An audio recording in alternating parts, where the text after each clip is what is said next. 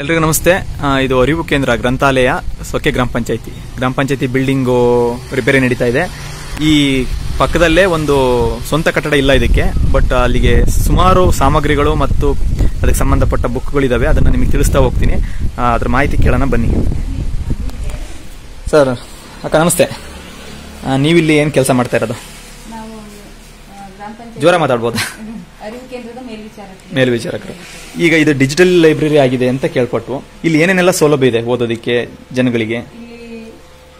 ಸಣ್ಣ ಮಕ್ಕಳಿಗೆ 6 ವರ್ಷದ ಮಕ್ಕಳಿಗೆ ಕತೆ ಪುಸ್ತಕಗಳಿದ್ದಾರೆ ಇಂಥವು ನಾವು ಹೇಳ್ಕೊಡ್ತೀವಿ. ಕತೆ ಪುಸ್ತಕ, ಪುಸ್ತಕಗಳು, ಆಂಡ್ರಾಯ್ಡ್ ಫೋನ್ಗಳಿದಾವೆ. ಅದು ಕತೆ ಆಂಡ್ರಾಯ್ಡ್ ಫೋನ್ಸ್ ಎಷ್ಟಿದೆ?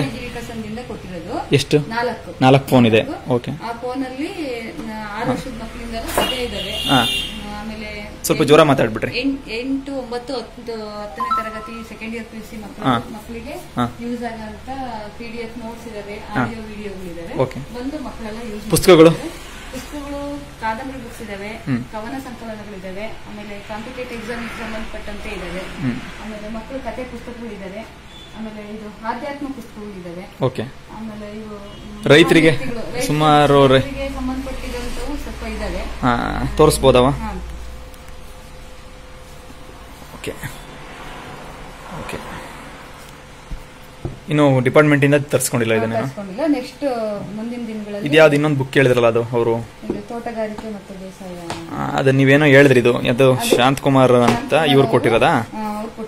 ಅಂದ್ರೆ ನೀವು ಇದನ್ನ ಹೆಂಗ್ ಕಲೆಕ್ಟ್ ಮಾಡಿದ್ರಿ ಇದನ್ನ ಹೇಳ್ಬೋದಾ? ಇನ್ಯಾರು? ಪುಸ್ತಕ ಜೋಳಿಗೆ ಅಂತ ಒಂದು ಕಾರ್ಯಕ್ರಮ ಇತ್ತು. ಪುಸ್ತಕ ಜೋಳಿಗೆ ಕಾರ್ಯಕ್ರಮದ ಮೂಲಕ ಯಾರ್ಯಾರ ಹತ್ರ ಇಂಪಾರ್ಟೆಂಟ್ ಪುಸ್ತಕ ಇದಾವೆ ಕೊಡಬಹುದು. ಓದಿ ನೋಡಿ, ನಿಮ್ಮಲ್ಲಿ ಯಾರು ಓದಿಟ್ಟಿರೋ ಇದ್ರು ಕೂಡ ಇಲ್ಲಿ ಸಾರ್ವಜನಿಕರಿಗೆ ಹೆಲ್ಪ್ ಆಗಬಹುದು. ಓಕೆ. ಅಂದ್ರೆ ಈಗ ಸಿಸ್ಟಮ್ ನೆಟ್ ಎಲ್ಲ ಇದೆ, ಬಂದು ಯೂಸ್ ಮಾಡಬಹುದು. ಏನು KS ಮಾಡೋರು ಅಥವಾ PDO ಎಕ್ಸಾಮ್ಸ್ ತಾಣರು, ಪೊಲೀಸ್ ಎಕ್ಸಾಮ್ಸ್ ತಾಣರು, ಎಲ್ಲ ಯಾವ್ದೇ ಎಕ್ಸಾಮ್ಸ್ ತಂದ್ರೆ ಅವ್ರಿಗೆ ಅನುಕೂಲ ಆಗುತ್ತೆ.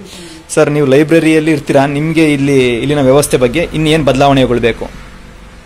ಈಗ ಮಕ್ಕಳಿಗೆ ಎಲ್ಲ ಚೆನ್ನಾಗಿದೆ ವ್ಯವಸ್ಥೆ.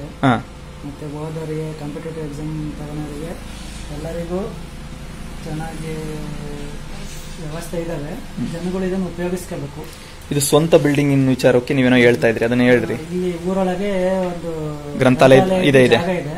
ಅಲ್ಲಿ ಸ್ವಂತ ಇಲಾಖೆ ವತಿಯಿಂದನಾರು, ಇಲ್ಲ ಯಾವುದೇ ಶಾಸಕರ ಅನುದಾನ, ಇಲ್ಲ ಪಂಚಾಯತಿ ಯಾವ್ದ್ರಿಂದನಾರು ಅಲ್ಲಿಗಾದ್ರೆ ಜನ ಖಂಡಿತ ಈ ರಿಕ್ವೆಷನ್ ಅನ್ನು ನಾವು MLA ಅವರಿಗೂ ಕಳಿಸ್ತೀವಿ.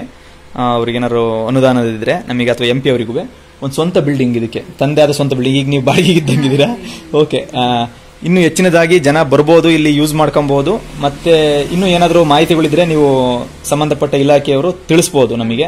ಪಂಚಾಯತಿ ವತಿಯಿಂದ ಪಂಚಾಯತಿನ ಬಳಸ್ಕೊಂಡು ಅಥವಾ ಅರಿವು ಕೇಂದ್ರನ ಬಳಸ್ಕೊಂಡು ಯಾರ್ಯಾರು ಓದಬೇಕು ಅಂತ ಇಂಟ್ರೆಸ್ಟ್ ಇದ್ದಾರೆ ಅವರಿಗೆ ಈ ಮಾಹಿತಿನ ನಾವು ತಲುಪಿಸ್ತೀವಿ. ಸೊಕ್ಕೆ ಗ್ರಾಮಸ್ಥರು ಮತ್ತು ಅಕ್ಕಪಕ್ಕದ ಗ್ರಾಮಸ್ಥರು ಹೆಚ್ಚಿನ ಸಂಖ್ಯೆಯಲ್ಲಿ ಬಂದು ಎಲ್ಲ ಇದಕ್ಕೆ ಸಾವಿರಾರು ರೂಪಾಯಿ, ಕೋಟಿ ರೂಪಾಯಿ, ಲಕ್ಷ ರೂಪಾಯಿ ನಿಮಗೆ ಅಂತಲೇ ಬಂದಿರೋದು. ನೀವು ಬಳಸ್ಕೊಬಹುದು.